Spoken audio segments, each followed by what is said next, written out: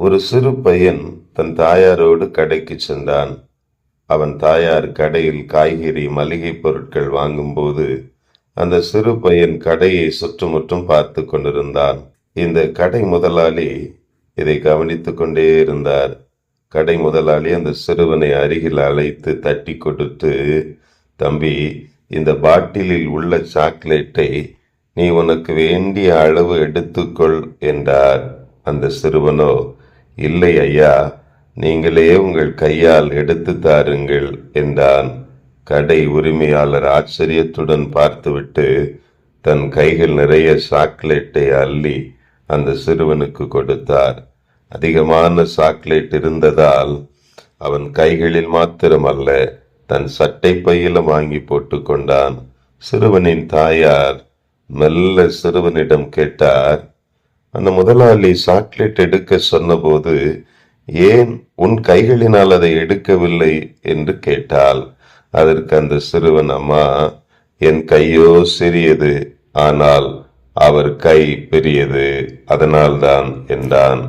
ஆதியாகமம் 14:23 சோதோமின் ராஜா தன்னிடத்தில் உள்ள ஆசீர்வாதங்களை எடுத்துக்கொள்ள சொன்னபோது ஆபிரகாம் இந்த ஆசீர்வாதங்களை என் கைகளில் எடுத்தேனானால் நீர் நாளை உம்மால் தான் ஆபிரகாமாகிய எனக்கு ஆசீர்வாதம் உண்டானது என்று சொல்லுவீர். ஆனால் நீர் அப்படி சொல்லாதபடிக்கு என் கரங்களை நான் கர்த்தருக்கு நேராக உயர்த்துகிறேன். அவருடைய கரத்திலிருந்து எனக்கு ஆசீர்வாதம் வருவதாக என்றார். என் அருமையான என் அன்பு உள்ளங்களே, இன்றைக்கு மனிதர்களுடைய கரங்கள் சிறியதுதான், ஆனால் ஆண்டவரின் கரங்கள் பெரியது.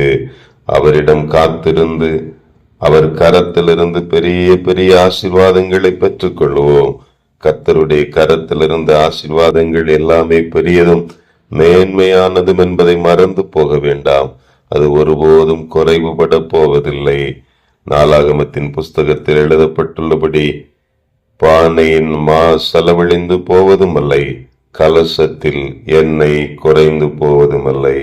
நம்முடைய ஆசீர்வாதங்களை கர்த்தரிடத்திலிருந்து மாத்திரம் கேட்டு பெற்றுக் கொள்ளுகிற நல் இருதயத்தை உடையவர்களாய் எங்கள் ஒவ்வொருவரையும் நீரே மாற்றியரிடம். ஆண்டவரே, அதுதான் நிறைவானதும் ஆண்டவரே சம்பூரணமானதுமாக இருக்கும் என்பதை நாங்கள் அறிந்தவர்களாய் தொடர்ந்து உடைய வழிகளிலே நடக்க எங்கள் ஒவ்வொருவருக்கும் உதவி செய்தருளும்.